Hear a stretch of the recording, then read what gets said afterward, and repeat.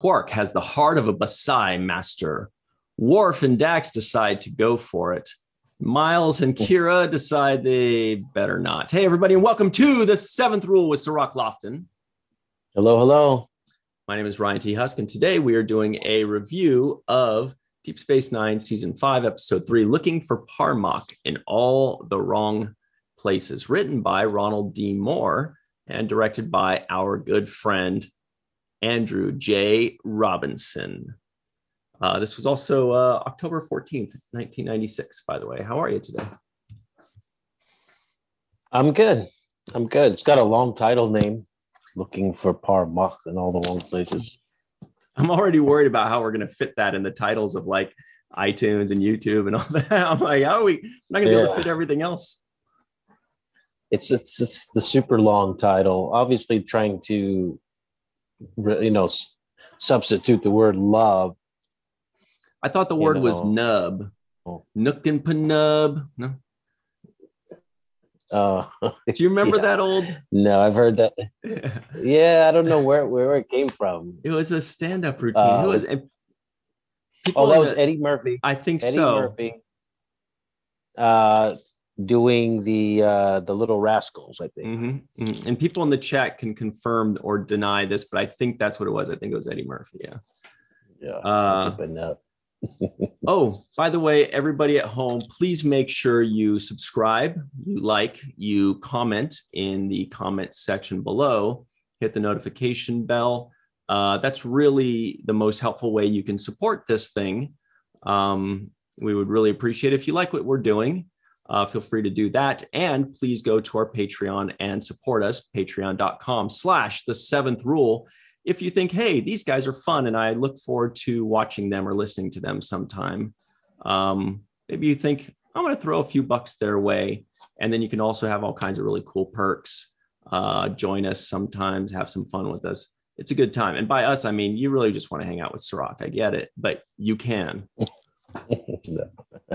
Anyway, moving on to this episode that featured Grilka and Quark again. Yeah, I was waiting for you to say it was directed by Andy Robinson. That's one of the highlights of this episode. I mean, Obviously he's not on camera, but he's behind the camera, making things happen. So shout out to Andy Robinson. Yeah, really cool. And that is the only episode he has ever directed. Only thing we know of that he has ever directed. So I definitely tried to keep an eye on that kind of stuff and watch the humor. I was also very impressed with the writing. A lot of the lines were very clever and funny. So I was happy to check out who that was that wrote it, Ronald D. Moore. But the directing as well, there were definitely some choices made that added to the humor or added to, the depth of the characters or the weight behind the scenes. What did you think? Yeah, there were some choices that I thought were made, and I could tell because obviously Andy Robinson has a very good relationship with Armin and the rest of the cast at this point. So there's a trust factor there. He's also a really humorous person just by nature. So he's comical. He's a laughing guy. He's got the stories and the jokes. And he really approaches the craft with that kind of, knowing how to straddle the line between drama and comedy, which is what he does when he performs as Garrick, right? It's like, it's just serious enough, but it's also just funny enough. And I feel like he put that kind of a fingerprint or impact on this episode as well, where he kind of, balanced and straddled the line between this is serious, this is, but it's also, let's edge it and lean towards comedy when we want to soften the blow of different things. Yeah, and I wish I'd taken more notes on, mostly their mental notes when I'd catch something, delivered in a certain way. And I was like, oh, that's probably Andy, adding a little bit of his flavor in there. But they'll probably come to me as we discuss them. It does open up on a very funny scene where Bashir is kind of eavesdropping and listening in, and it was funny because we're all taken by surprise, obviously, when Keiko shows up and he's like, what the hell? Oh, and by the way, Molly gets a nam straight up from the beginning. Molly gets a nam, and our buddy Shakar gets like his 40th nam of the day. Oh yeah. Yeah. At the beginning when Quark says, hopefully Molly's not around. Yeah, when he hears them fighting and Quark says, hopefully Molly's not around. Okay, yeah, I remember that. Directorial, like as far as what we were talking about with Andy Robinson making choices, I think there was a few examples. I'll give one in specific that I can remember, and that was the scene in which Quark comes to Dax to basically get advice on how he should be courting Grilka, right? And in that moment, he interrupts Worf, who's pining away about how miserable he is. And Quark is completely oblivious to Worf's feelings for her at this point. And he walks in, he doesn't mind being open about what his feelings are. Hey, Dax, I need help to, court this woman. And what I noticed Andy did was he had Worf stand off into the background at that moment, and he focused on a 2-shot with the two of them. Yeah. And then he cut back to Worf, who came with this hilarious monologue, soliloquy right there. And it was just hilarious. And I think that just that choice to cut back over to Worf and let him begin from a whisper, talking kind of like he's talking to himself, to talking into, to everybody. I thought that was, that's his decision. He made that decision with the cameras. Right. And Worf is just getting fussier and fussier with age. He's so mopey now. Now he's just like, I do not understand what she sees in him. He's just so like, Yeah, he's starting to pout a lot, like a kid who didn't get picked on the team, and they're playing with ball. They cannot play with my ball if they're not going to pick me. Take my ball and go home. Yeah. That was good. Actually, there's another kind of shot like this, similar, which was a nice one. There are a lot of shots like this, where you have somebody kind of in the foreground on one side and somebody more in the background on the other side. So we're watching two different stories develop. You're watching the person in the foreground, their story, what they're thinking about, what they're feeling, and you're watching the person in the background, like that adds to the story, because we know that what this person's saying is affecting this person. We know this person is like saying, I don't like this, or what's going on, or whatever like that. And these kinds of shots allow two stories to be told at the same time. And I did notice a few of those. Yeah, there was another moment there where Worf is in Quark's bar, and he walks up to Morn and he says, forgive me for doing this.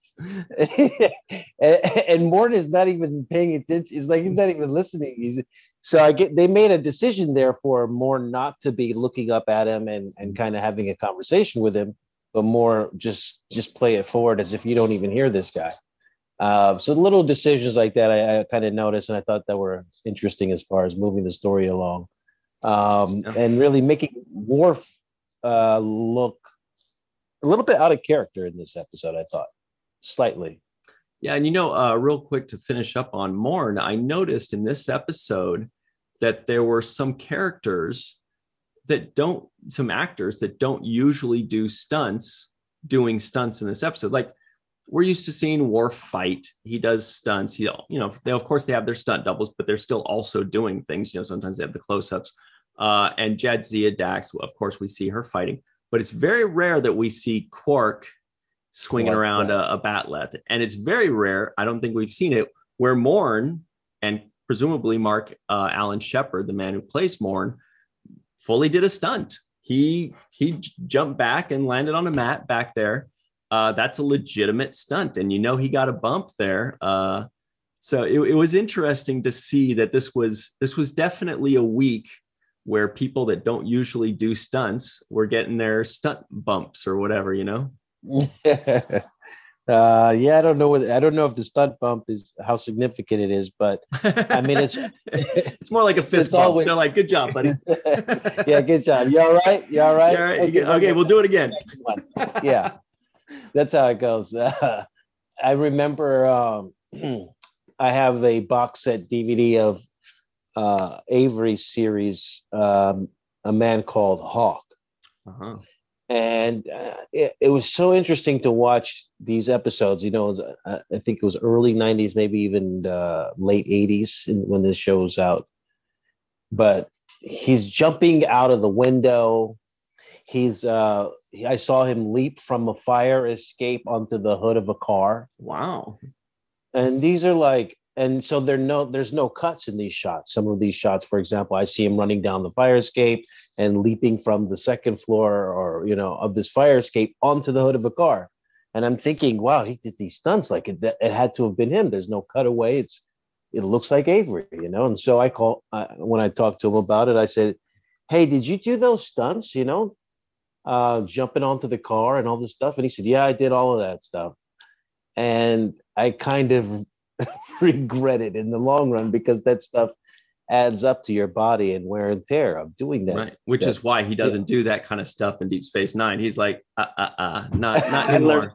I learned my lesson. I can do it, but I can do it, but I'm not gonna risk my body anymore because it's just it adds up. And I mean, we see him in, obviously he does the fighting choreography scenes and stuff like that.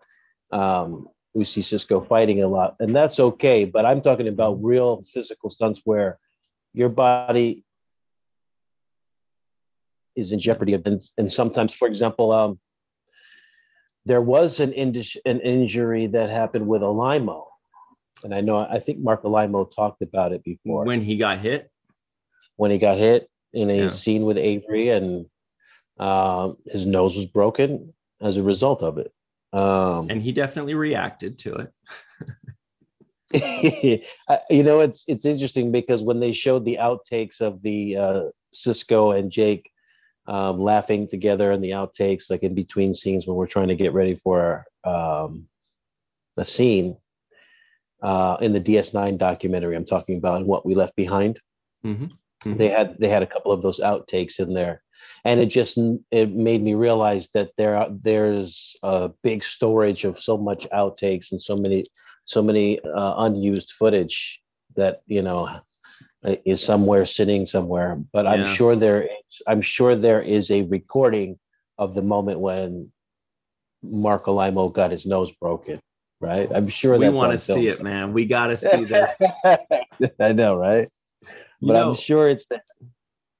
And it does happen. I mean, I did stunts for a time too. I'm kind of glad I didn't end up really going, you know, too deeply into that as a career because it does mess up your body. But I did one time clip somebody just barely on the nose on a swinging punch.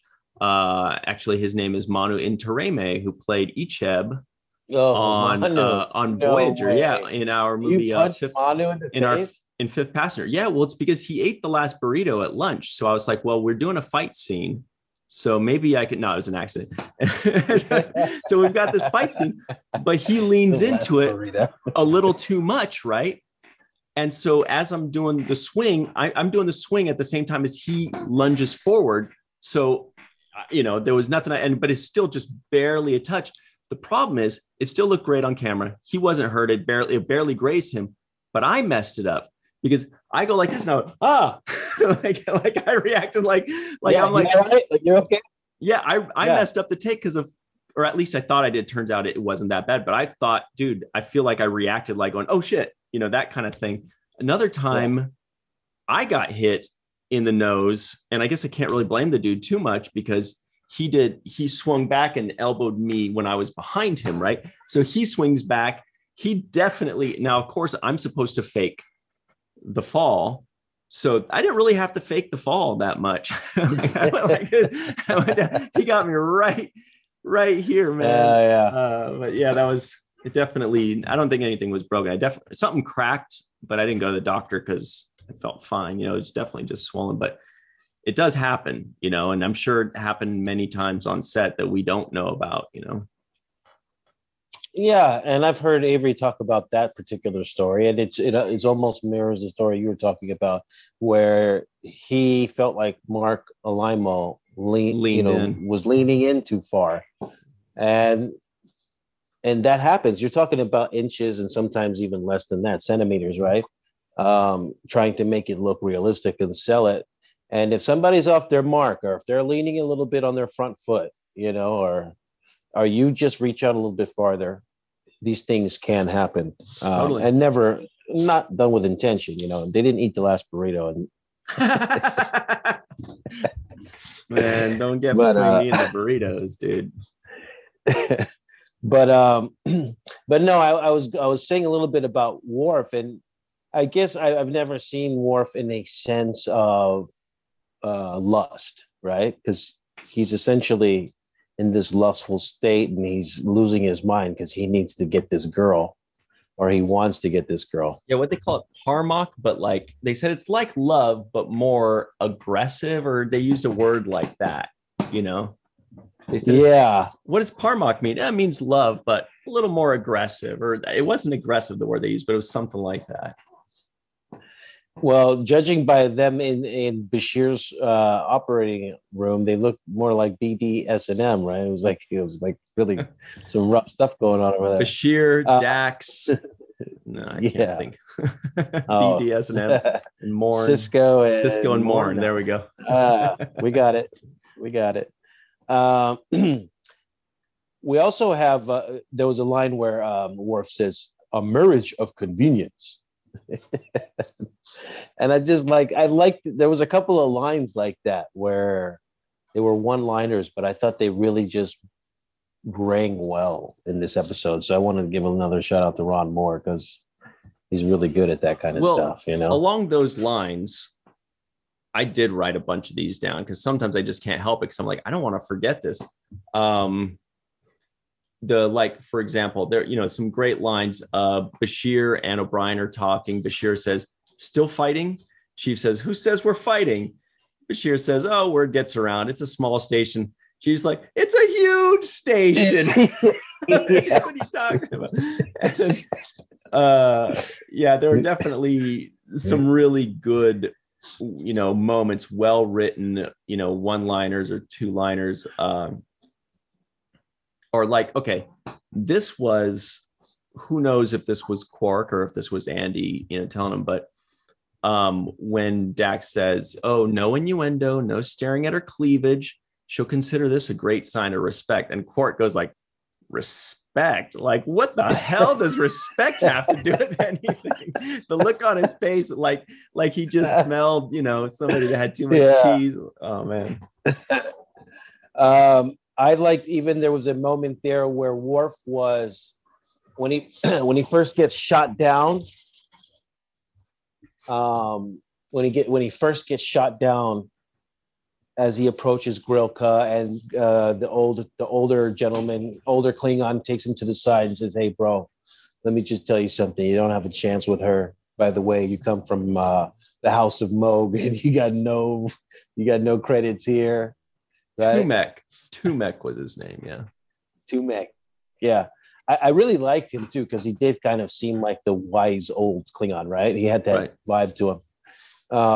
But he broke it down for Worf. He let him down real nicely. He was like, "Look, bro, it's not gonna happen for you. Let me just straighten it out for you." He's like, you still got respect. You still did it respectfully. It's okay. Oh, that was another brilliant line. Can we just talk about that for a second? That was one of my favorite lines, was when he's letting him down easy. And this can only be said among Klingons. And Worf says, "I meant no disrespect." And he says, "You showed none." Like, don't worry. And where's it? Like, it sounds like calling somebody, saying that they smell like a rotting corpse or something, and talking shit, and said, "Are you just going to stand there like a loser and all this stuff?" And he's like, and then afterwards, he's like, "Well, I meant no respect." "Oh, no respect. No disrespect at all. Totally fine." "No, that was fine. You were good. You were good. Perfect. You nailed it." Up until then, it was great. It's just the fact that you're, son of Moog, and you're, you're just off the list.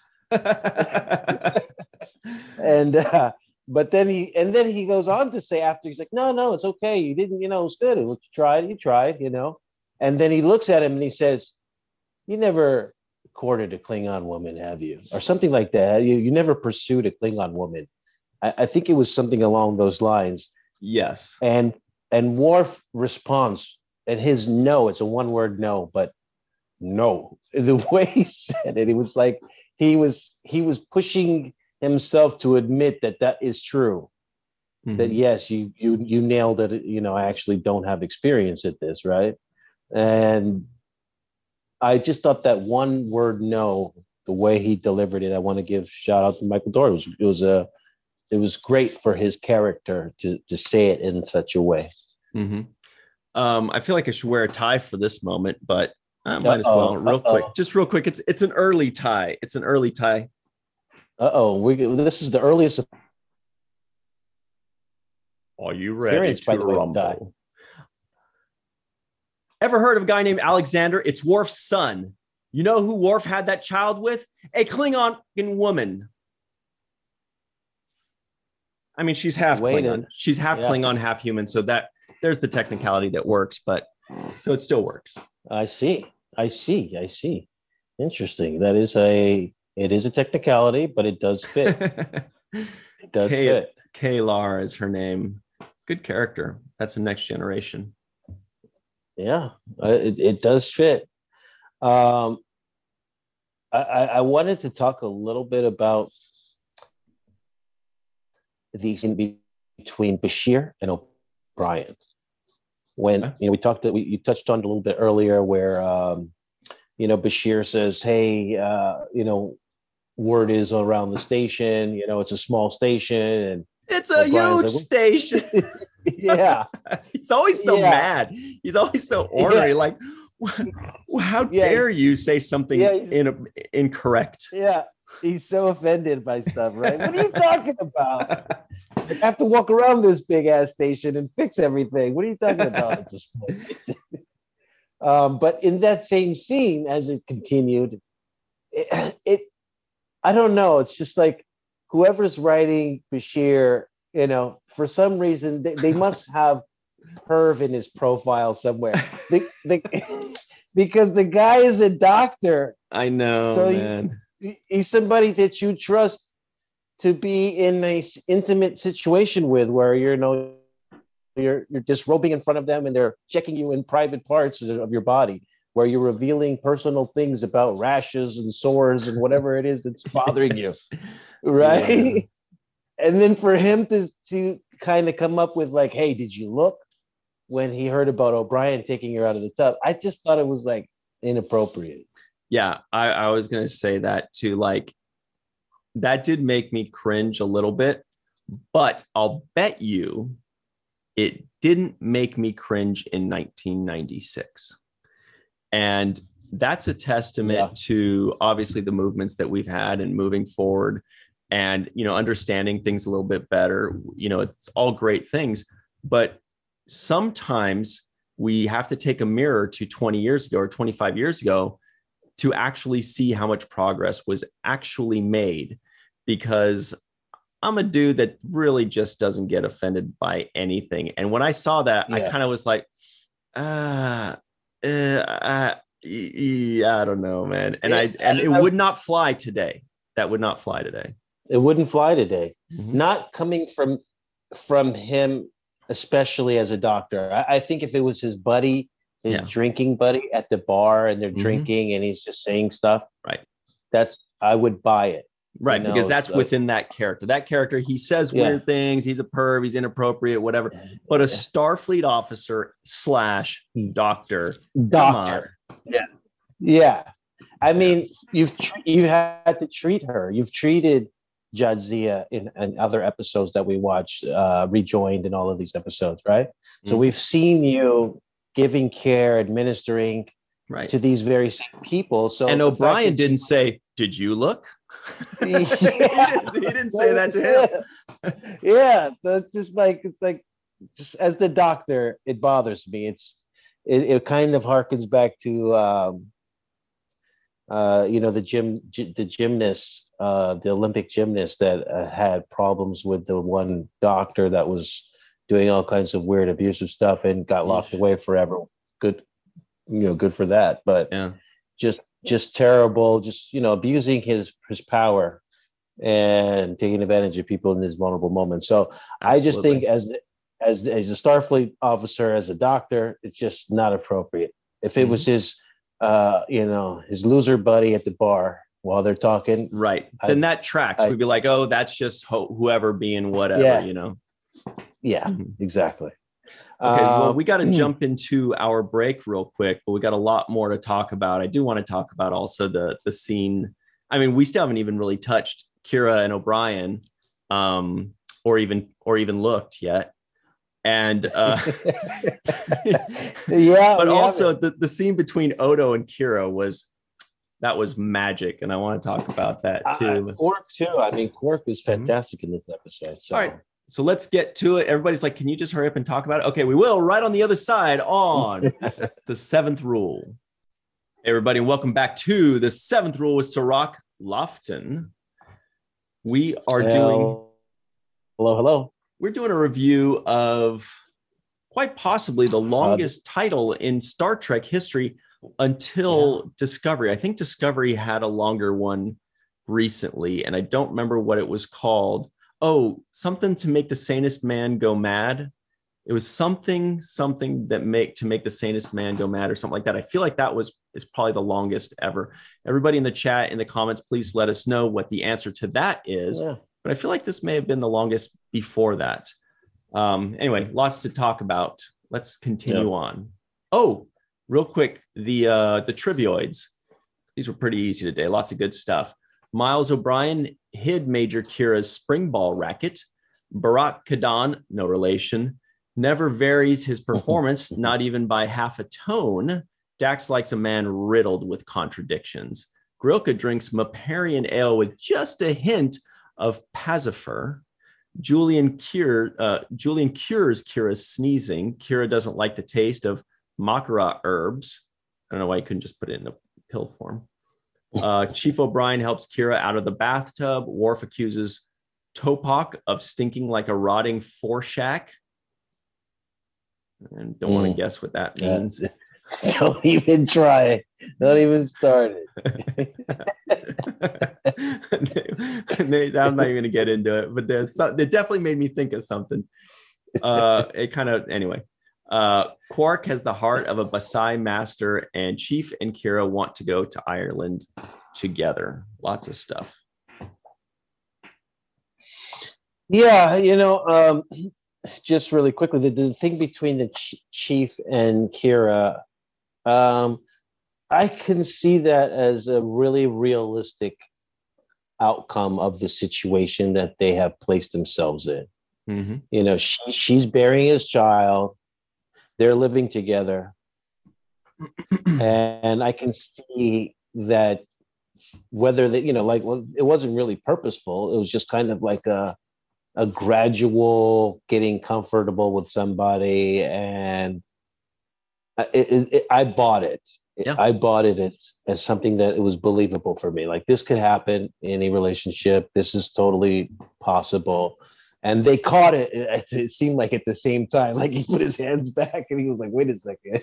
And she's like looking like, wait a minute. And those kind of moments happen, right? So I thought that was completely believable and well written, because they both were awkward about it in a really cool way. I think when Kira says to him at the end, like, Chief, and he's like, yeah. She's like, get out of here. Get the hell. I put GTFO in my notes because that's the fuck was implied. It was like, all right, end of conversation. We can't talk about this anymore. Let's just But she also delivered it in a way that wasn't harsh, that was like, she's scared of what she might do as well. She's not like, get the fuck out. She's like, just please let's stop this. Get out of here before anything. Yeah. I agree. I thought that was perfectly written, perfectly acted, perfectly directed. And the reason I was so impressed by it was because it's first of all, I always think it's the toughest thing to do in screenwriting is to convince us that two people fall in love in an episode, because it's basically impossible. We're always like, how they just met, how are they in love? But they have to do it all the time. Now, in this case, it wasn't really in love. It was a different kind of dynamic, but it's really hard to have a situation in which Kira and Miles, a married man, and Kira is Keiko's friend, have a thing that almost happens, yet they both come away as good people. Like nobody in their right mind thinks that they were like inappropriate or horrible, or I just lost a little bit of respect for O'Brien, or, Kira, I thought she was better than that. That was, for me, the hardest part, not, convincing us that they had lust for each other. That was a little easier. But the hardest part was, how do we do that without the audience losing a little respect for them? And I thought it was perfectly written and acted and directed. Yeah, this between the two of them. Now, the one thing I'm going to gripe about is Keiko. Now, from my and everybody else. no, and it has nothing to do with her performance. It's just the way the scene is written for her. So, right. And in my experience, I know where you're going. Your wife is automatically suspecting anything and everybody anyways. You're not going to get that much leeway and rope. Encouragement. Like, yeah. She's like, get up in there. What do you do? Dude, her butt's sore. Rub that ass get in there. Yeah. Did she get her thighs? It's like, what the hell? She's like, go. She's like a coach. Get up. Come on. Yeah, it's just no. Because if anything, she's like, I saw how you looked at her. And you're like, what? I didn't look at her. It would be like being accused of something that didn't even happen, right? More so than, hey, why don't you guys go on a trip together and I'll book a room. Do you want a double bed or a single queen size? Like, hot tubs okay for you? Yeah, right. I know that part is like a little bit unbelievable for me. She was too open and too oblivious, right? I think a woman's instinct is way more in tune with what's going on than how they portrayed Keiko. Right. And taking it a step further, I think that men would also not be like, come on, sweetie, go rub his inner thigh. Get in there. Yeah. You guys go spend the night together. You have to go with him, because who's going to be massaging his thighs and buns and stuff for him? You got to go. Yeah. Who's going to help him out of the bathtub? I mean, somebody has to do it. Bathtub too, yeah. So no, there's no way Keiko's letting that happen. No woman's letting it happen to that extent without being suspicious, without double checking, without making sure and verifying. So yeah, I'm going to go with that part was a little bit far-fetched for me. I mean, it brought me back, and I wrote down in my notes, Pulp Fiction. And there's a scene in the movie Pulp. There's a scene in Pulp Fiction where he's talking about rubbing a man's wife's feet. Right. You're right. Yeah. And he was like, well, she lets you rub his feet? They're like, it's like, you can't do that. And just like the idea of rubbing somebody's feet was that whole intro to Pulp Fiction. So whether it was appropriate or not, to do that to another person's wife or somebody's significant other. So right. I instantly thought of that when I saw O'Brien over there, like playing footsies. I was like, wait a minute. He was playing Pump Friction. Yeah. All right. No, but, and I, just to put a lid on that, I do feel like if a lady or a man were to see that kind of situation with their significant other, they would set up boundaries. They wouldn't, necessarily like yell at them, because obviously it's for the greater good and they all want to work together on this and make it happen. But they would be like, hey, I know you're really great at it, but, and they would set up some kind of boundaries, don't go above this or below this, or can you only do it, when I'm around, or is there any way we could have you can have somebody else do things, they'd figure something out, whereas Keiko was just, she was like, you better rub her up and down and you don't stop. Yeah, it was a little bit too much. So, I mean, we'll put a cap on that. But other than that, I did believe and buy the idea that there would be a chemistry between the woman who's being a surrogate mother and the person who's, child that is. So that, but, Klingonese, is that what it is? Yeah. It is Klingonese. Mm-hmm. I just wanted to make sure because I didn't know if that was the proper vernacular or if they were just using, throwing it away. Yeah, that's what they call it. That was Klingonese. actually a question. Mm-hmm. Okay. Look, I didn't even realize I got to get in. But Garrick also gets a NAM because he didn't show up. But Keiko did say, "Oh, I got your clothes back from Garrick or something to Kira," right? So that's right. So Garrick also got a NAM. Yeah. No, that's great. He has to get a NAM when he's directing. I think it's only he added that part. It's only necessary. But I think we've created a category, the NAM, in which Screen Actors Guild has to find some sort of payment. They have to find some way that a person gets compensated for bringing their character up, whether or not they're working or not. Right. I agree, because they do that with writers, right? If you are using a character that a writer created, they have to get some kind of royalty, some kind of payment, some kind of compensation. So that is interesting. You as an actor or a performer or somebody that's portraying that character, it's interesting to wonder if it would be possible to say, hey, sure, this guy wrote it, but I brought that character to life. I should get, because when somebody says, if you're not in the episode and Sisko says, oh, Jake and Nog are taking a trip to Ryza together, right? When he says that, we automatically picture Cirroc, Lofton, and Aaron Eisenberg as Jake and Nog. We're picturing your faces and imagine you going off to Ryza. So you do, in that regard, you have written the character in our minds because that's who we picture. We picture your portrayal of it. So that's an interesting thought.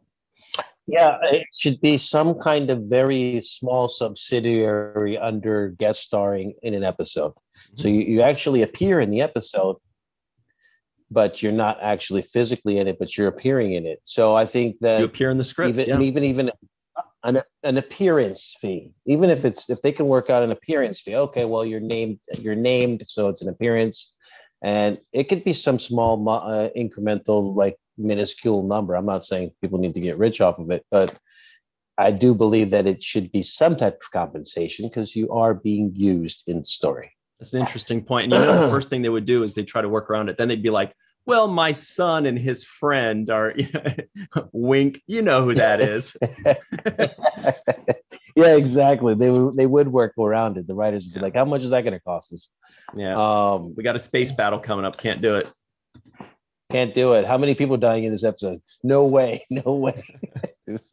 So yeah, no, but I want to get to my favorite part of this episode. Mm-hmm. And that was the moment behind you. The screenshot that you're using when he goes into the hole. Wait a minute. I have to give a speech. I was busting out laughing. I think it's as hard as I've ever laughed watching this series. You like the kelp talk? The aquarium for my soul. Yeah. Like, and the kelp, something about kelp and about like your fertile sand. Oh my God. I was dying. I was like, I had to rewind that a few times because he's stumbling through it, and the way he stumbles through the first part when he says aquarium for my soul. He asks it as a question. He's like, it's like your aquarium for my soul. Yeah. Like he doesn't even know what he's saying. Like, where am I going with this? Let's just throw words out. Yeah. He's like, so we're gonna stick with aquarium and water. So I'm going to stick with the water theme kelp cave of emptiness. And then he went into the cave of emptiness, waiting for the bats of love. And that's when I just had to, I was just crying. This guy had me rolling. Yeah, beautiful delivery too. He's delivering everything like he just doesn't know where it's coming from. He's just like, I guess I'm just going to say these words to stall for time, because if I don't, I'm going to die. So whatever happens, happens. Yes. And I loved it. I loved the way he stumbled through that whole thing. And then my ultimate favorite was the end of that, when he comes out of that whole monologue and tries to, and then he says, now back to the fighting. Yeah. And the way he says it, Andy Robinson uses the over the shoulder on that particular one, but he gets a profile of Quark. And I love that profile. I have to watch that again a few times, just that one line, now back to the fighting. It was almost like he's talking directly to the audience for a second, right? Yeah. It was just like, it wasn't really her. It was almost like he was talking to us and to me. Like, okay. And I liked how he removed that wall and just brought it back into, all right, now we're going to continue the story. Story goes on. I don't know. I'm done buying time. I like that. Yeah. Sometimes people do employ, I mean, that's what exposition is. They act like they're talking to somebody, but they're really talking to us. And it seems like Andy or Armin made the decision to say, okay, we know that we're saying this for the audience's benefit. The audience knows this. Why not ham it up a tiny bit more, just to give a little wink to it, just to beef it up a little bit more, so that they get that little implied wink. I loved it, and combine that with the scene from earlier, which I mentioned, Worf kind of listening and then going on about the leg of Linkta. Oh yeah, Linkta. I don't know. It was like some kind of leg of an animal that you said you need to bring and then sweep the table with it. So romantic. It's so romantic, yeah. So I do want to talk real quick about, though I think it was Odo's only scene, but it was beautifully done. It was Odo and Kira, and Odo is just razzing her so hard. He's like, oh, Chief O'Brien doesn't seem to be doing anything. And Kira's like, Miles has been very busy. He's doing it. He's like, oh, Miles, excuse me, Miles. Yes. It's like, yes. And then how it ends up, he says, when she says, it's nothing. It's like I'm a part of his family. He says, which part of his family are you? Sister, daughter, cousin? And she says, could we get back to it? But the best line is when he says, of course, and I'll refrain from making any more disparaging remarks about the chief. I mean, Miles. Yes. And of course he delivered it perfectly, as he always does. But that was a very rare moment where Odo is razzing someone else. Usually Quark is kind of razzing him, but this time he was dishing it out. I loved it. And, just foreshadow too. I mean, we talk about love in the air, and we know that he really secretly loves her too, right? I mean, it's right. This is kind of that whirlwind of love, right? So that's actually another well-placed small scene, but it's well-placed, especially considering the context of what this episode's trying to talk about. Mm-hmm. Actually, for a minute there, I suspect the Klingon that's behind you that challenged Quark, I suspected that he was in love with Brooke, right, as well, and that he was really he wasn't protecting her honor so much as he was trying to get her for himself, mm-hmm. right? So that was my initial instinct, but they never revealed that to be the case. But when he was, being challenged by Worf and then hating on Quark. I'm like, well, if this guy's hating so much, he must be interested in her, Yeah. He can't just be the bodyguard. What was his name? The character's name? I don't remember. Oh, Tumek. That's right. Oh no, Tumek is the old Klingon. What's the? Oh, I didn't. I don't. It's hard for me to remember those names. Yeah, There was actually Topak. Mm-hmm. Yeah, and Topak. And before I had remembered exactly where this was going, I thought that the guy Topek was only telling Quark initially, if you don't, help her, I'll kill you, or whatever. If you screw up, I'll kill you.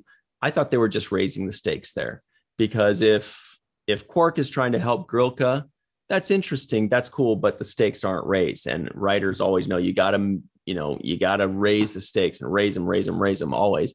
So when he did that thing of saying, if you don't, I'm going to kill you, I thought it was just, a little plot device to turn up the heat a bit.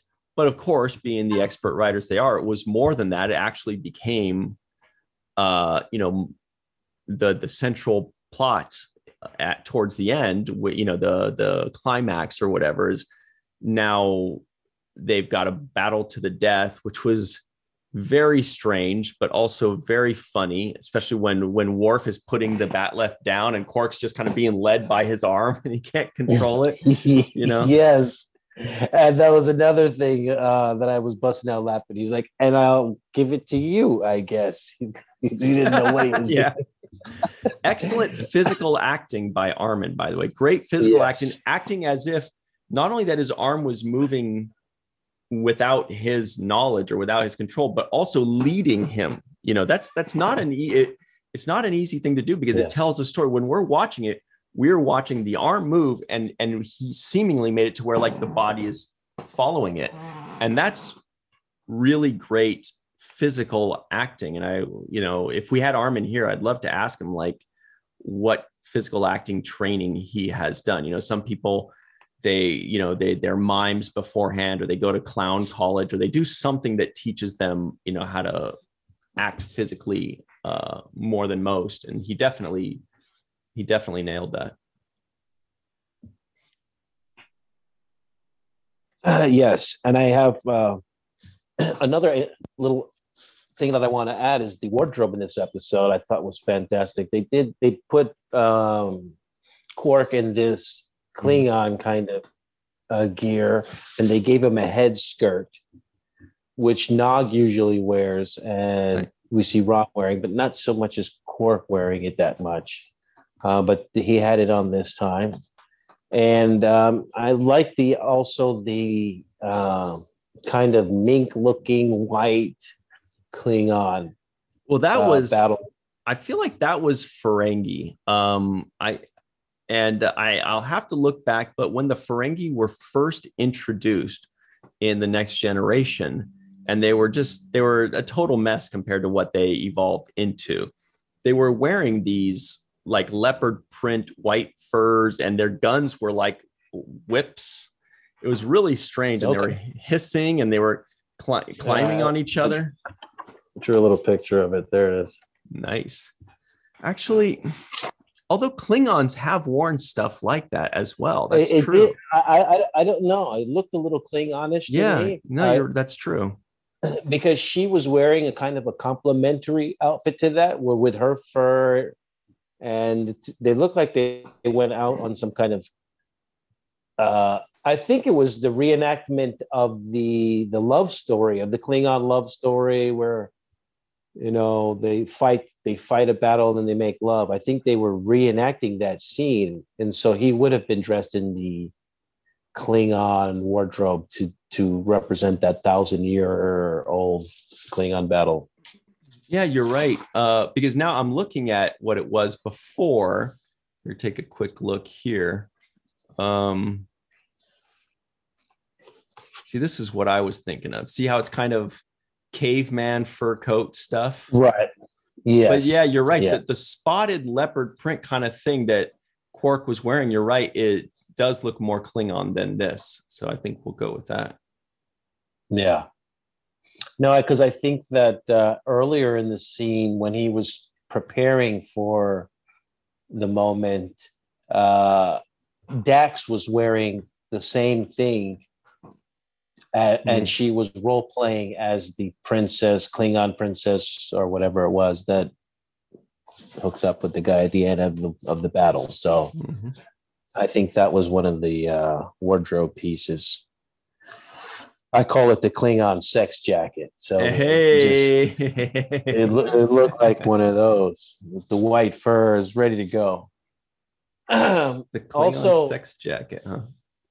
Yeah, that's what I think. You know, it's got the white fur, it's got the belt, the nice belt on it.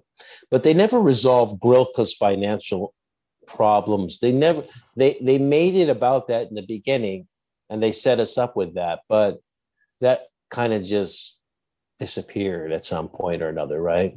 Yeah. And they never went back. They never went back to it. So a little disappointed about that. I kind of like when things are brought up and resolved as well, or at least addressed. Tied up in with a nice bow where everything's resolved. Yeah. Yeah, a little bit. And it doesn't have to always be resolved, but at least that you say that I'm working on it. Yeah, I sent that, something. Any throwaway line will do. You're right. I totally missed that, but you're right. They brought that up, and it wasn't a hugely important thing, but it is something that they actually fully discussed. And it would have been nice if there was one little throwaway line saying, hey, now we can get back to working on your finances or something like that. Boom. Something like that. Because, and this is why it bothers me, it is the reason that Grilka's even shows up. So it literally is the premise for bringing her into this episode. So they're leading her in the cave, or leading her to DS9 with this premise. So it is the thing that brings her there.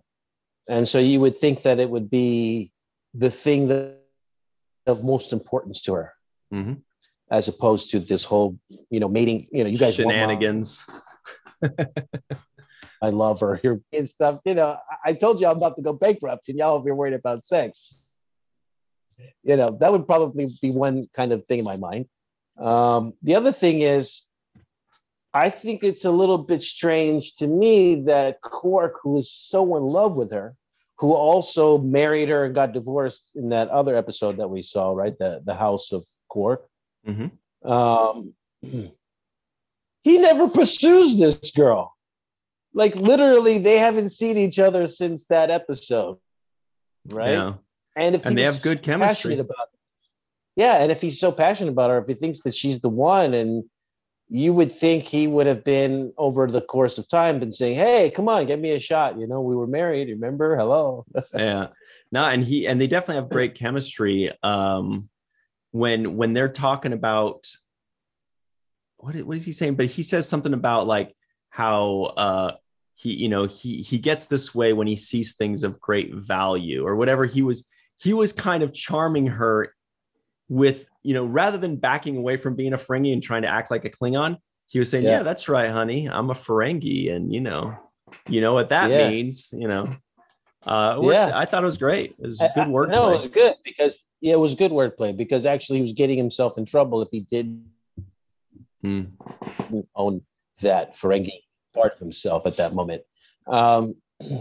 But I'm just saying that for somebody who goes out of his way to get whatever he wants all across the quadrant, you would think he would have put some more pursuit into her prior to her arriving to DS9. Maybe even coaxing her into coming. Totally. Like tricking her. Hey, there's an emergency. You need to come. And then she shows up and it's like, well, what's going on? That would make more sense, because Quark is the type of guy that would go after something he wants.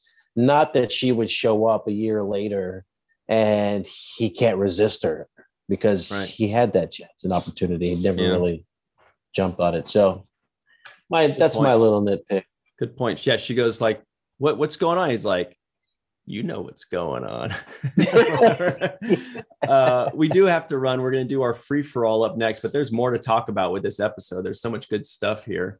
We do want to give out a very special thanks to Carmen Shamwell, aka Skillet, PJ Tomas, TJ Jackson-Bey out in Missouri, Yvette Blackmon, Bill Victor Arucan, Homer Frizzell, Eve England out in Wales, Dr. Marie Segal, Dr. Sue V. Gruner, Tim Baum, Titus Mohler, and Darlena Marie. We are going to hit the free-for-all right now, so stick around. The break is like this long. It's crazy short. We'll be right back on the 7th Rule.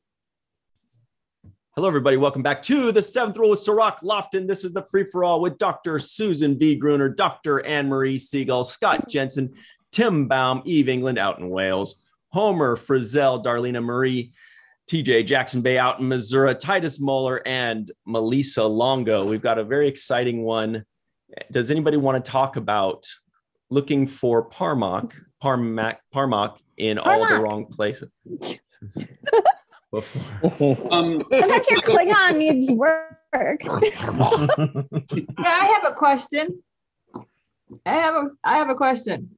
Why is it that they can speak in Klingon and the universal translators don't translate it? Good question. Yes, excellent point. Style. I was going to ask the exact same thing, Dr. Tippett. And not only was I going to say that, but I was going to say, why are the subtitles in Klingon? I want to know what they're saying. I don't know what they're saying. Good point. So put the subtitles in English so I can at least know what's being said here. And so it's crazy. I'm like, I don't want to know what the script says. Write it all down. It wasn't as chaotic as season 1 of Discovery, though, was it? It wasn't that hard. Oh no! God. Oh, geez. That was the worst. I never realized that Parmakai comes from Parmak. It was like a major revolution for me. Oh, yeah. Well, Ron Moore, he was on the AOL message boards back during the run of the show, and I think the one question of mine that he answered, because he did Q&As with the fans, was what were some of your favorite episode titles? And he listed this one. He was very proud of this title. It's my favorite. This title. That's cute. Ryan, can you go ahead and tell us what Eddie Murphy said when he was saying this title? Was it? He said, "Nookin Papanub in all the wrong places." Yeah, looking Papanub. Yeah. Hey, so before we hit record, everybody at home, we were talking about Garbage Pail Kids, and Eve didn't really know what they were because she's out in the UK.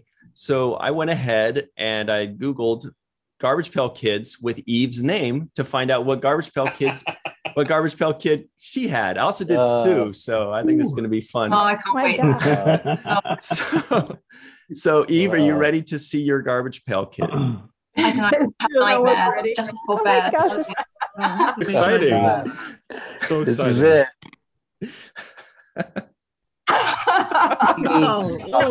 Oh my goodness. Oh my gosh. Ear gremlins, little ear gremlins. It's adorable. Oh, Eavesdropping. Wait, but that's so relevant to this episode because of the introduction. Oh yeah, the bats. You're right. That's cool. You mean the bats, you right? inadvertently did. Bats of Quark love. said. Quark said, yeah. That's a love. No, right. well, I meant the eavesdropping. Oh, you're right.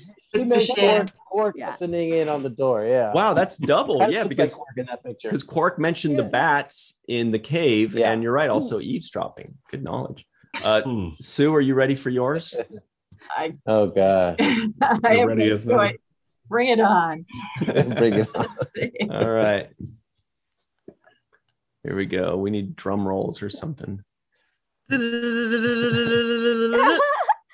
Nice. Darlena's with me. Oh. Wow. Susan. All right. Gosh, everyone She thinks this said- episode was Wow. They're not quite as creepy. Really horrible. Horrible. Just Look how much it is in near mint, though. It's probably super expensive. Yeah. Swan, that one's cool. That's a near mint. That's a 9, man. That's oof. Wow. This is amazing. Like the violin one. Yeah. Anyway. These are kids. They're just so. I'm not even gonna look up my name. I'm not even gonna. Yeah, Eve, can you believe these Mine's were aimed real at gross. children? These were for like ages 4 to 10 or something. I honestly, I mean, they look like Chucky, don't they? And then, like I said, I was just thinking in my head they were Cabbage Patch Kids, which were really nice things, rather than those ones. They're like a sort of sick version. These are sick, demented things. No wonder the world's messed up. We grew up on this stuff. we literally grew up on this stuff without even knowing it. Oh, man. I was still buying them when I was in college. Yeah, nice. That first set's like $300, $400 now. You got a full set. I know it's expensive, that first set. Yeah. Yep. Went out. So anyway, I think it first came out in the 90s, though. Those cars are from the 2000s, right? Or I'm pretty sure they came out. They're still like they've been coming out like consistently too. Yeah, I didn't realize. I thought they got discontinued. I thought it was like one and done. I didn't realize they're still making these things. They're putting them out in themes too. They put out like horror movie ones, and sci-fi ones. They're still at it. Yeah. We get stuff at it at work. We get notices for, hey, you want to buy a bunch of them, and they don't sell here. So, wow, what a surprise! Yeah, I'm googling everybody's right now. There's some funny ones. They're terrible. Anyway, does anybody want to talk about the episode? There's a lot to discuss, and I'll just Google your stuff while we speak. I like the story arc with O'Brien. That's one of my favorite little sub-story arcs in Deep Space Nine. I thought that was cute. I have a question for the ladies in the house today. And this is my question. Would you let your significant other do what O'Brien did in this case and be given massages and bathtub rubbed? Good question. Because I thought that was slightly unbelievable for me. Keiko's openness to that. But I'd like to hear from the ladies. I think Keiko's an inspiration for how to act like really mature in a relationship. And I totally aspire to be like that cool and like trusting of other females. Yeah, I would do it. Way to be. Yeah, I agree. She's carrying, their baby. That's a wonderful, honorable thing to do. I rub her feet too. I rub her feet, her head, her fingers, whatever, because she's helping to do an amazing thing, bring, part of our family into the world. Yep. She didn't have to, but, and then, who she is as a person, makes it easy to trust her and everything, I feel. Yeah. Also, like, can you even think of another show on TV where a relationship gets to the point of like Kira and O'Brien and they're like mature adults and stop it? I just think Deep Space Nine is so progressive and doesn't take the tropey way out of things. Yes. I love it. Mm-hmm. I agree. Mm-hmm. Well, I thought it showed a lot of trust that Keiko had for her husband. I think that's what it says. More than anything, she trusts her husband implicitly. So anything else probably didn't cross her mind because Kira is carrying their baby. So it's like, it's not really a time to get romantic, but yeah. But I think it says that she trusts Miles completely. Hang on. It sounds like you guys are saying you'd be cool with it. Yeah, I would. I think it's a really good reminder for me to be cool. And like, plus it's so nice to see like women not getting like catty with each other. Yes. It's so refreshing, especially in the 90s. Smirking. And I want to know what that smirk is about. I said Titus is smirking, and I want to know what that smirk is about. Oh, I just can't see Cirroc anymore, and I felt like Cirroc maybe was expecting this to blow something up, and he left. He disappeared as he was. I'm back. I'm back. I didn't realize I checked out like that. No, I mean, I do see it. I can see it in those different ways that you're saying. I specifically Student Titus. What the the hell is that? I didn't even get it. They really did their homework. His eyes are individual people buttocks. listening that can't see this that have no idea what we're laughing at. Lucky them. We're still looking at Garbage Pail Kids while we're talking. Did my feed just mess up? What happened? Yep. It's horrifying. But like, I do have to say also, one of my favorite moments of all of Star Trek is when Worf laughs at the end, because we've known him for like over 11 years at that point, and it just feels so good to like my soul to hear Worf be happy finally. It's just makes every time makes me so happy. Doesn't Worf laugh like really early on in Next Generation? I have the impression that he goes like, not like that. Ha, ha, ha, ha.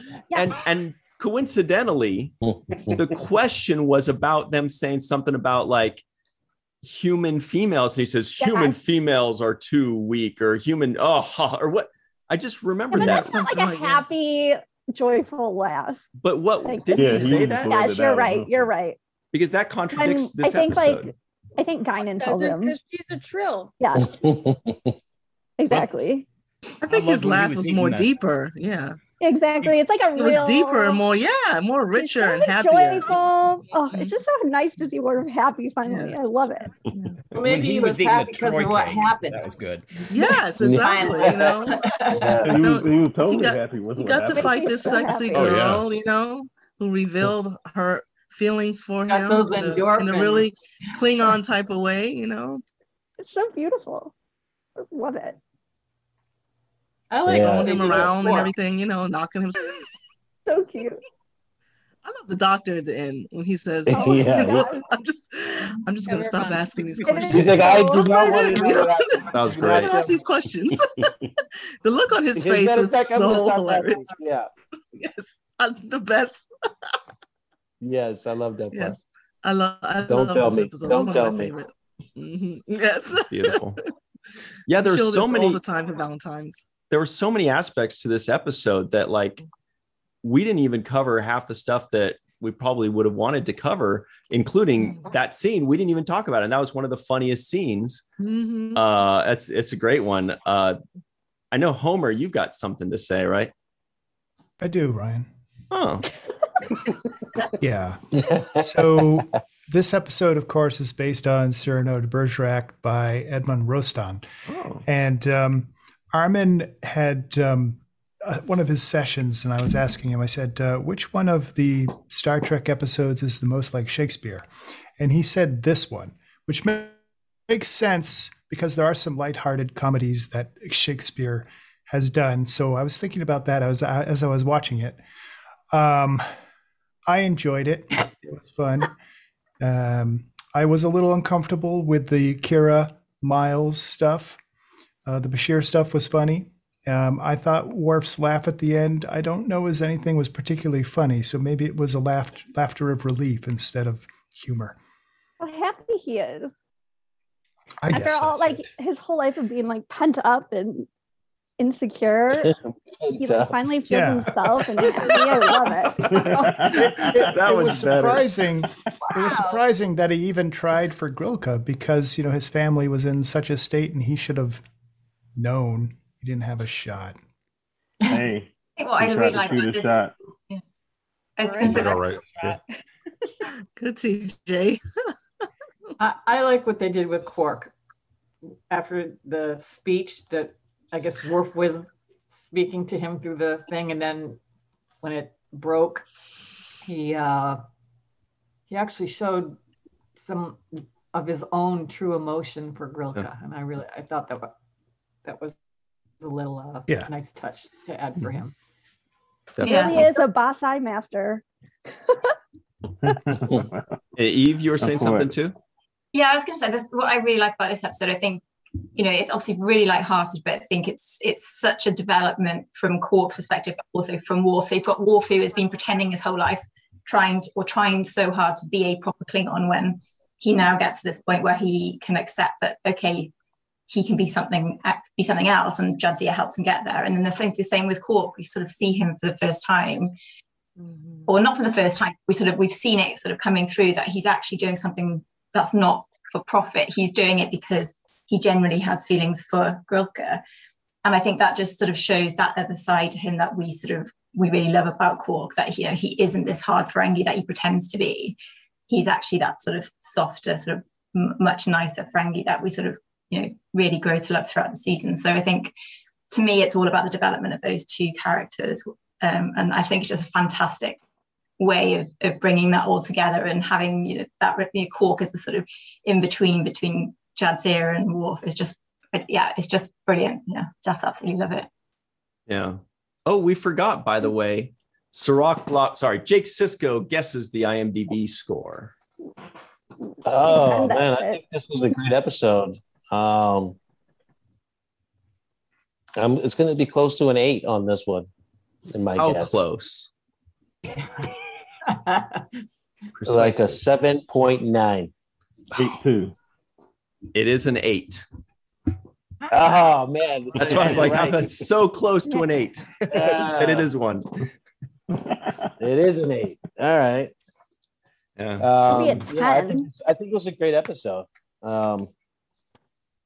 I did think that Worf was really generous in the amount of information he was willing to give Quark to get Grilka, because for how much he felt about her, I'm surprised that they allowed that to continue, where he was giving so much insight and helping along with the, you know, the batleth training and all of that. That was a big step for him, I think, as far as just showing the humility and being able to overcome whatever jealousy he might have. I think it was also like really healing, because he was able, even though he didn't have the chance because of his family's like unfortunate disrespect in the Klingon culture, it's like really healing that he can prove to himself like he's Klingon enough to get the girl, and he's so Klingon that he could even get a Ferengi to get the girl. I feel like that really helped him feel better about himself. Yeah. Remember that wingman discussion we had? He called him a parasite. And love. I thought this episode too was the gateway to helping Worf really belong with the DS9, the story and the crew.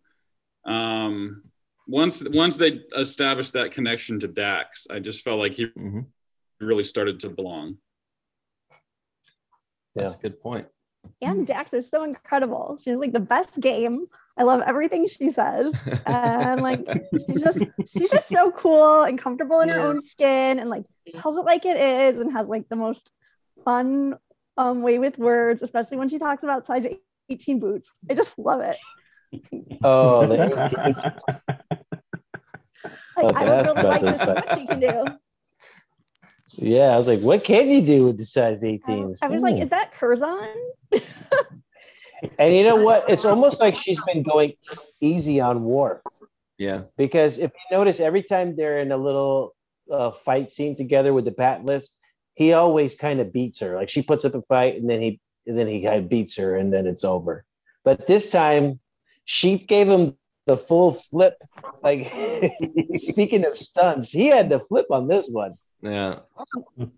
And then do you think he was like, do you think he was like, oh no, don't tackle me? Oh. This is terrible. It was one of the things. Go ahead.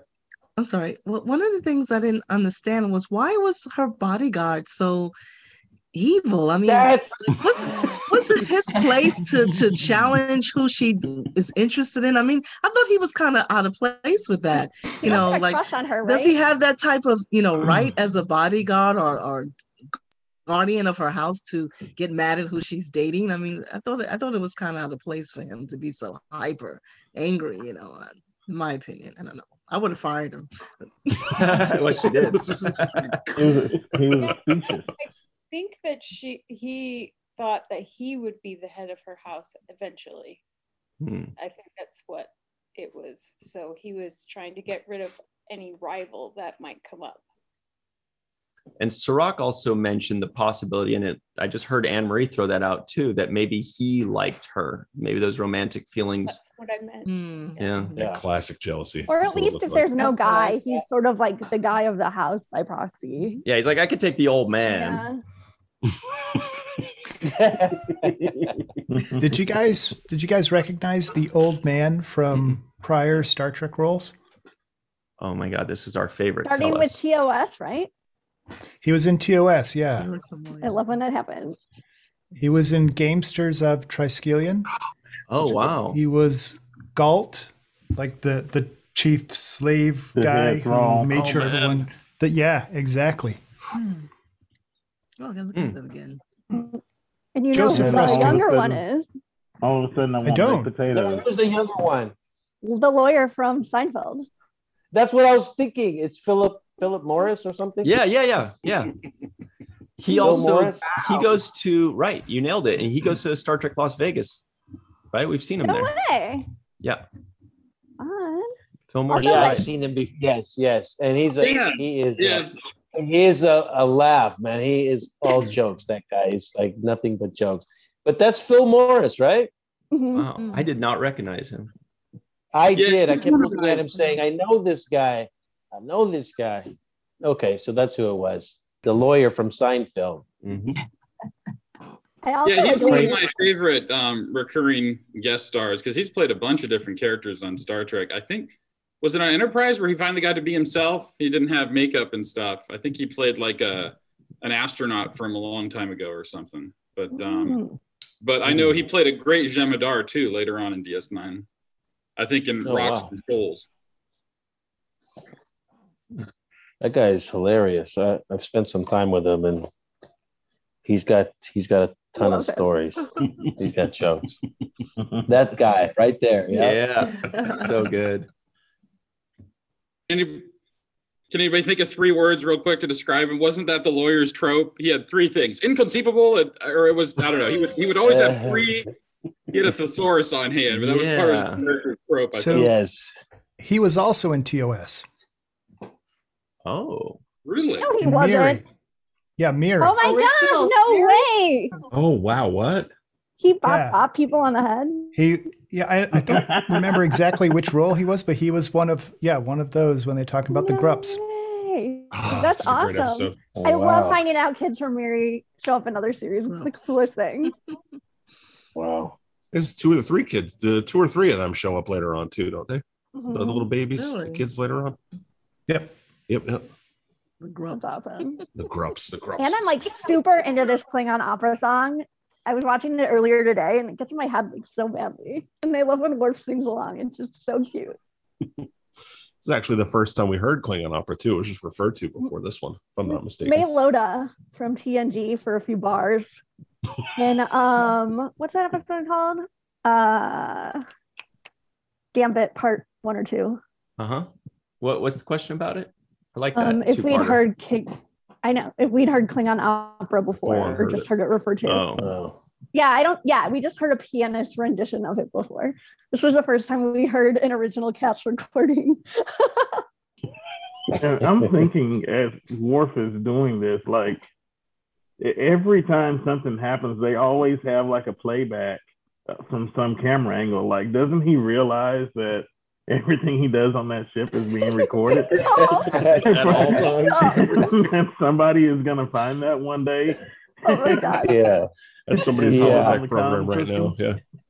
And was Quark really allowed to just kind of barge in like that? That's what I was thinking. Did you wonder about that? I was like, how is Worf not even probably this guy? Like, you know he has the security codes for everything. Oh yeah, he's figured it all out. He's got it all. But that's a good point. Worf let himself get snuck up behind. He's lucky he was clothed, you know? Oh God. On the bridge, I hope so. I was actually thinking that, and I was like, well, in a few episodes, we learned that he wears that uniform at all times because it's optimal comfort. Even on Riva. I just looked up Phil Morris on IMDb, and he was in Star Trek 3, The Search for Spock as well. Wow. Oh, like as an admiral or something? Seen that old? It says he's a trainee Foster or something. Okay. You know, he's also in an upcoming Deep Space Nine episode. Mm-hmm. He plays Ramada Klan. He plays Ramada Klan in Rocks and Shoals. So he's a Jem'Hadar later too. Oh, that's a good one. Oh. Nice. Yeah, he's only 2 years. Wait a old. minute. He's the Black Jeffrey Combs, is what he is. Let's give him Jeffrey a shout Combs out. hasn't been in any Oh, of that these. Clint Howard thing too. Yeah. Oh my god. This guy's And legit. it's Voyager where he gets to be he doesn't have to wear makeup. It's one small step. Yeah, he plays like an astronaut from a long time ago.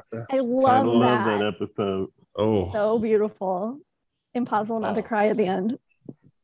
We got to get Phil Morris on this show. We got to hear him. I'm actually texting Oh, I right got you. now to try to get him on. Oh wow. Seriously. Yeah. so I don't forget. I'm texting him right now. Oh, we got to get him. We gotta get the stories. So I had a couple. I think we can. I had a couple. Especially of when comments Cirroc on could this cost episode. people at STLV. Please continue, TJ. Sorry. One of them was where were they? Yes, in the holodeck. So they're doing all of this stuff to bend over backwards for Klingon tradition, and it seems like that has always been the thing. Like, we need to respect these other people's traditions, you know, more so than our own, like forever and always.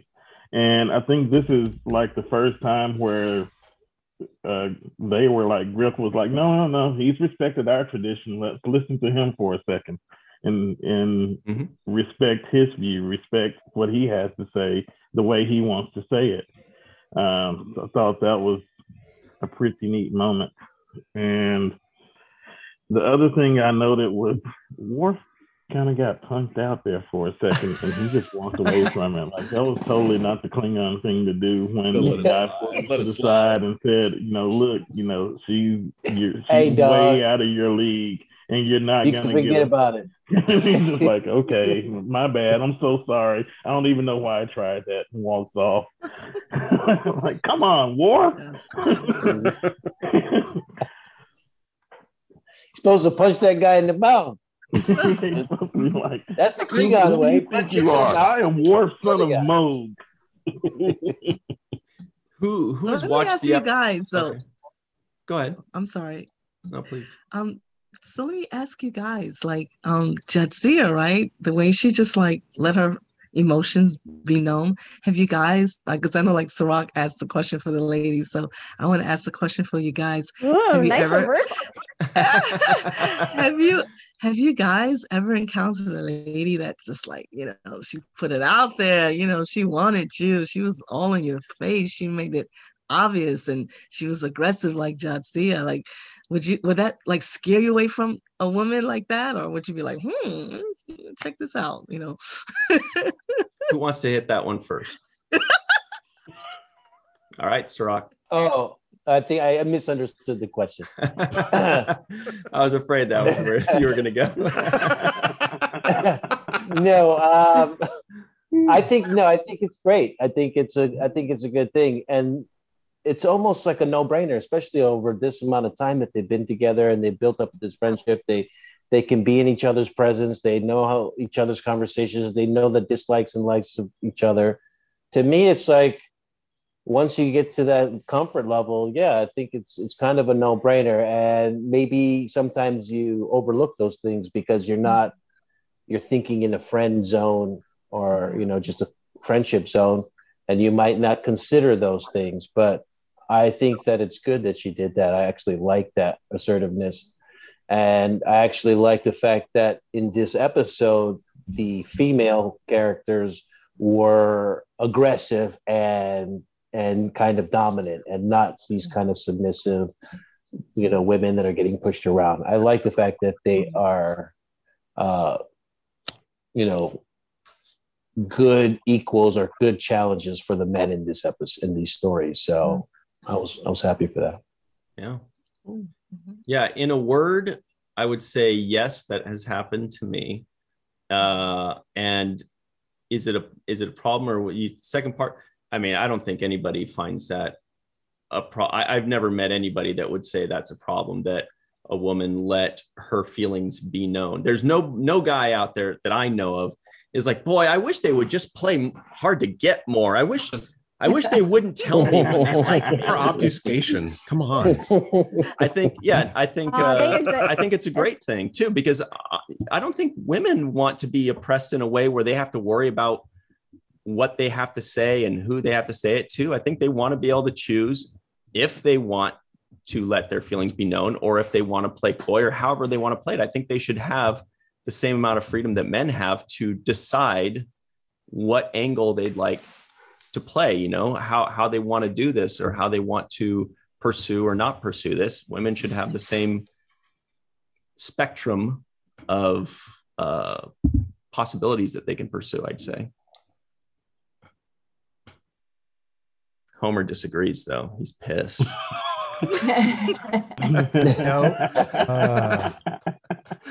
No, I was just thinking about it, and I would be like, what's wrong with you? Why are you so crazy like this? And so I would be like, whoa,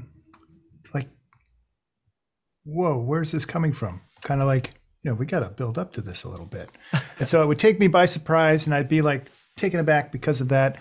But eventually, yeah, I'm cool with it.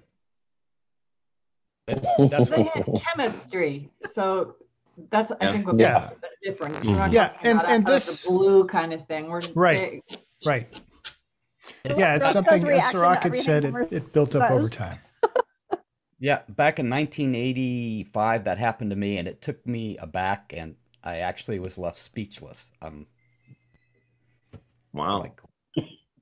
I mean, I've been with Natalie for 31 years, so I have to try to remember back to the 80s. Timeline. I love this really specific answer. Amazing. I was trying to come up with a joke about 1985. Titus has no take comment. my breath away.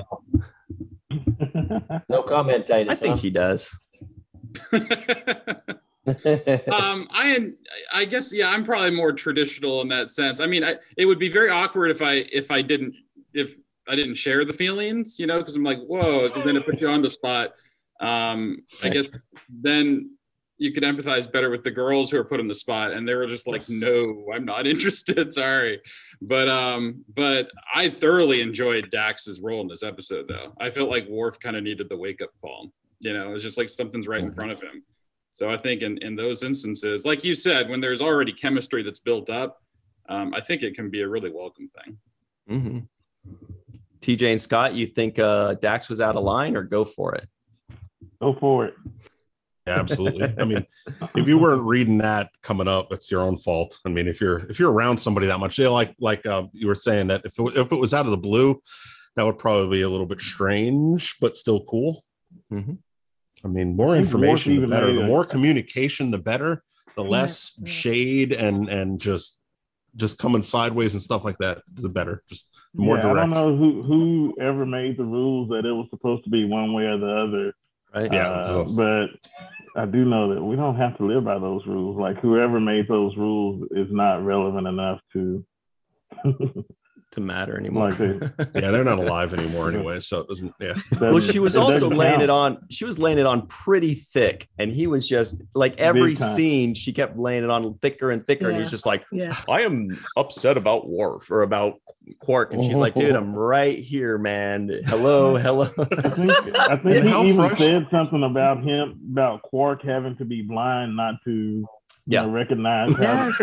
Yes, and exactly. Then Dax is like, hello, like exactly. He just about yelled it at that point. And how frustrating for poor Dax when she said, "Yeah, she's okay." Yeah, you know, I like the line where she says, "What are you gonna do? Put her on a pedestal?" Yes, I love that. Like. You know, are you going to hang out with this person and enjoy life, or are you going to just put them in a glass display and polish her once a week? You know, polish her. Yeah, what? Her eyes are like iridium. And what would you do with a woman like that? That's funny. That was a good line. I like that line. And basically, she's saying the person that you hang out with and have fun with and like the most and have things in common with is standing right here talking to you, trying to help you get the girl that you have no chance with, by the way. Mm-hmm. You know? So I think that was like really cool about her. She was actually not jealous when he was revealing how he felt about her. She wasn't really jealous about it. She was actually like, all right, well, what cooler. do you? Yeah, she was so cool about it. I love that about it. He's a smooth operator, man. Yeah, she was just like, yeah, all right, good, good luck. I mean, how many times has Dax lived through this kind of situation? Exactly. Go ahead and date everybody else. We're calling on his I'm data the back best. here. It's like, when is this idiot going to figure out that I'm all about him? And by the way, let's be honest, Dax is a catch, right? We can all agree that she's intelligent, she's strong, she's pretty, she's confident, Smart. She's wise beyond her years. Come on, go for it, Worf. What are you doing? That's a hashtag. Dax is a catch. I mean, she knows how to swing a bat lift, and I don't know what else to tell you. Good luck. Good luck finding another girl that could fight you like that. I hope it's gonna happen. I love Dax, and she's very beautiful in this episode. She has a few close-ups where I actually just took the time to say, "Wow, she's like eating up the camera." But I mean, Worf is just like clueless in this episode, and it kind of takes Dax having to do that to like wake him up, because he's walking around kind of clueless. And at the very least, if Dax finds out that there's no future for the two of them, then she gets that information in this moment. Mm-hmm. And I feel like then she can plan her future going forward, whether she thinks she should drop it or not. So I think it's important for somebody to say how they feel. Going back to your question, Darlena, I think it's important to say how you feel, because one way or the other what the deal is at that point. At least there's some kind of closure to that question. In other words, you shoot your shot. Yeah, you shoot your shot, and if you get shot down, it goes in. Yeah, I think so. And then to add to that too, like even when in most cases when men are courting women, they usually do it based on some hint of interest there that has been detected, right? Maybe she looked at him a certain way, or she smiled, or she did something. So usually, but not always. Not always, right? Not always. Sometimes we've all been to Comic-Con. Sometimes it seems very unwelcome, right? Yeah, I feel so bad for women at the gym, man. You guys, I don't know how you do it. Yeah, but usually you think that some kind of invitation has already been intimated to you to try to go that way. You caught a look or something that made you feel like you may have a chance. So it's not unusual for it to be started off by some type of feeling like that. Well, we're just about out of time here, guys. We got to run, but this was a very fun chat with all of you. Lots of laughs. Any final words, Melissa Longo? I love Dax. Check out her shirt, everybody. I was about to say, I love Melissa's shirt there. Yeah. I think Eve has a shirt also. Cat Pack. So cute. Oh, hang on. Let me pull it up for Eve. Oh yeah. Cat Pack. There it is. Cat Pack. Oh my God. How many people have the bracelets on right now? I don't know. I saw Bracelet Brigade. That's what's up. Powers combined. It's like Captain Power, or Captain Planet. So you can get those shirts and bracelets at walkingartmadebymelissa.com, everybody. Please do. You can also get shirts at AbyssinianKiosk.com, Cirroc's sister, and the Seventh Rule online website. We've got one more. Wait, hang on. Ours is in the description box below as well. Check this one. What is that? I'm holding a grudge. Nice. Oh, nice. You can't have He was a queen. That's a good That's one right nice. there. I like it. That is very cute. Great. Well, thank you very much, TJ, Sue, Scott, Homer, Darlena, Marie, Eve, Melissa, Anne-Marie, Titus, Tim, Cirroc, and I thank you very much. We hope to see you again real soon, and everybody at home. Wait, time out. Yes, please. Be sure to tune in next week. It's going to be exciting. Yeah. Best episodes of all time. Yes.